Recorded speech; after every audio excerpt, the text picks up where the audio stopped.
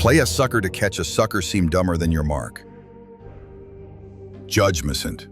No one likes feeling stupider than the next person. The trick is to make your victims feel smart, and not just smart, but smarter than you am. Once convinced of this, they will never suspect that you may have ulterior motives. Observance of the law. In the winter of 1872, the U.S. financier Asbury Harpending was visiting London when he received a cable. A diamond mine had been discovered in the American West. The cable came from a reliable source, William Ralston, owner of the Bank of California. But Harpending, nevertheless, took it as a practical joke, probably inspired by the recent discovery of huge diamond mines in South Africa. True, when reports had first come in of gold being discovered in the western United States, everyone had been skeptical, and those had turned out to be true. But a diamond mine in the West? Harpending showed the cable to his fellow financier, Baron Rothschild, one of the richest men in the world, saying it must be a joke. The Baron, however, replied, "Don't be too sure about that. America is a very large country.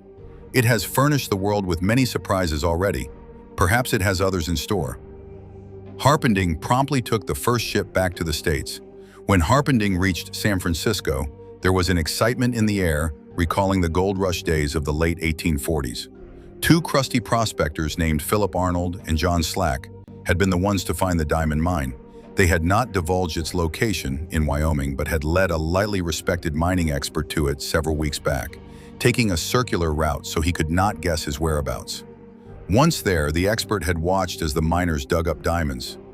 Back in San Francisco, the expert had taken the gems to various jewelers, one of whom had estimated their worth at $15 million.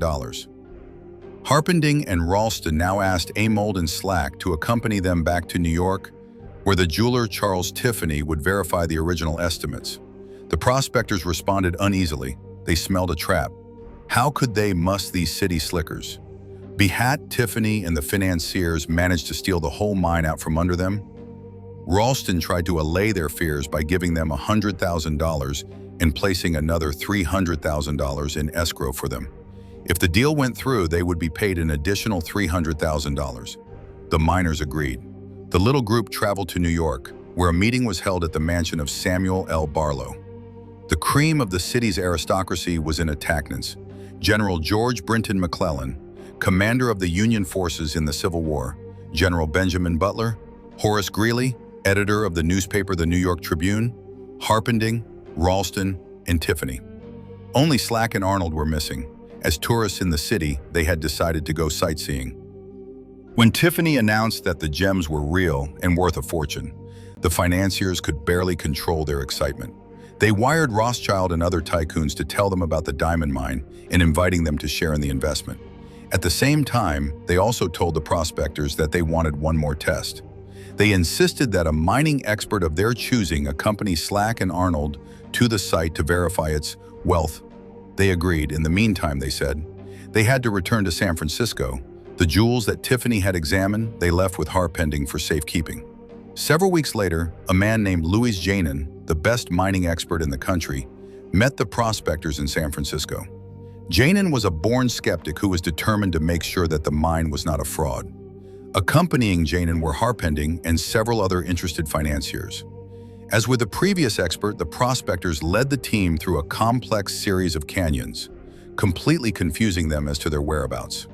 Arriving at the site, the financiers watched in amazement as Janin dug the area up, leveling ant hills, turning over boulders, and finding emeralds, rubies, sapphires, and most of all, diamonds. The dig lasted 8 days, and by the end was convinced. He told the investors that they now possessed the richest field in mining history.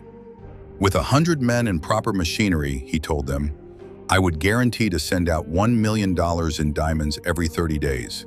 Returning to San Francisco a few days later, Ralston, Harp & Company acted fast to form a $10 million corporation of private investors. First, however, they had to get rid of Arnold and Slack. That meant hiding their excitement. They certainly did not want to reveal the field's real value. So they played possum. Who knows if Janin is right, they told the prospectors. The mine may not be as rich as we think. This just made the prospectors angry. Trying a different tactic, the financiers told the two men that if they insisted on having shares in the mine, They would end up being fleeced by tycoons and investors who would run the corporation. Better, they said, to take the $700,000 already offered and put their greed aside. This the prospectors seemed to understand, and they finally agreed to take the money, in return signing the rights to the site over to the financiers and leaving maps to it. News of the mine spread like wildfire. Prospectors fanned out across Wyoming. Meanwhile, Harpen Group began spending the millions they had collected from their investors, buying equipment, hiring the best men in the business, and furnishing luxurious offices in New York and San Francisco. A few weeks later, on their first trip back to the site, they learned the hard truth. Not a single diamond or ruby was to be found. It was all a fake. They were mined.